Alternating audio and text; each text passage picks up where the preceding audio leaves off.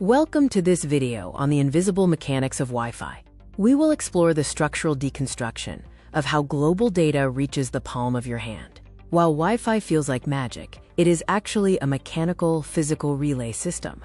Let's trace the path of a data packet from the cloud into your home. The internet is a massive, physical warehouse of information. Your internet service provider delivers this data to your home through physical, hardwired cables. Upon entering your home, the signal hits the modem. This device acts as a translator, converting raw outside signals into usable digital code. Next is the router, which acts as a traffic cop.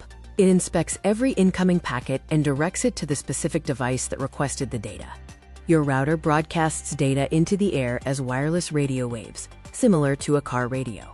Your devices use built-in antennas to catch and decode these waves. Wi-Fi operates on two main frequencies, 2.4 GHz and 5 GHz. The 2.4 GHz band offers longer range, while 5 GHz provides much faster speeds. Wi-Fi is a continuous, two-way conversation. Your device sends a request to the router, and the router responds by sending the data back. Dense obstacles like brick or concrete can degrade Wi-Fi signals. This interference is why you may experience slower speeds or dropped connections. Because signals travel in all directions, security is vital. Your network password creates an encrypted tunnel, keeping your data private and secure.